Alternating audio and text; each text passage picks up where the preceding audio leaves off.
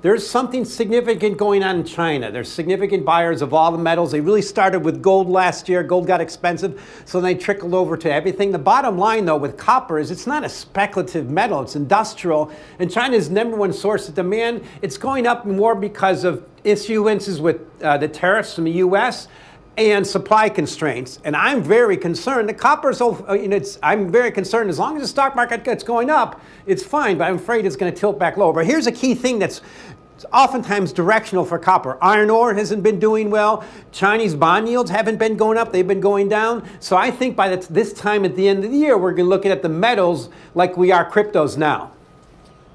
All right, Scarlet, we all know that Mike McGlone is based down in Miami. Get this, Saturday in Miami, low temp, 37 degrees. People are going to be freaking out down there. That's brutal for Miami. That's brutal. I mean, fortunately, Mike McGlone knows how to deal with this because he comes from here. He's a grizzled guy from the Midwest. Mike, when I look at copper, I don't think speculation. When I maybe look at some other precious metals, you can tell me some people are speculating here. So is copper, when you see a move like today, is it really based on some fundamentals, or is it too also subject to some speculation? It's short moves like this, almost always speculation. Some of that short covering, I myself thought it was a worthy short around 6. It still might be, but it's still a bull market. So we're covering those people out. They're taking them out on stretchers. The bottom line, though, is #1 thing to remember about all these metals, when they go up, that's their own enemy. And then they end up going back down. That's #1. The thing I'm really worried about this year, silver leading everything. When silver leads rally, you back off. And that's just an indication, because silver is usually the one that causes the most pain. And we're overdue for those days where it's up and down, and maybe both, 10% in one day. It's way overdue for that. Yeah, silver doesn't have the volume or the liquidity that a gold does, or even a copper does. Mike, we see these commodities getting a huge lift as the U.S. dollar sinks, the Bloomberg dollar index hovering near this 4-year low. What is leading what? Is it the dollar or commodities? Well, there you go, Scarlet. The dollar's weaker. I think that's leading, and it's kind of not said, but we all know if you want to fix a trade balance, you need a weaker dollar, so that's what's happening. The bottom line, though, to me is, remember, it's January. This is the time of year where you put on new positions, and oftentimes it's the wrong thing to do. Crude oil peaked around January last year. Corn peaked around the same time last year.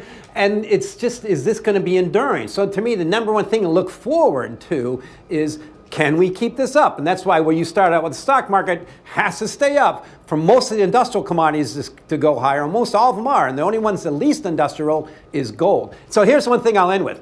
As of this morning, the ounces of gold it takes to buy one S&P 500 is 1.26. That's the lowest since 2013. So the stock market is actually collapsing versus that ancient store of value. Interesting. Okay.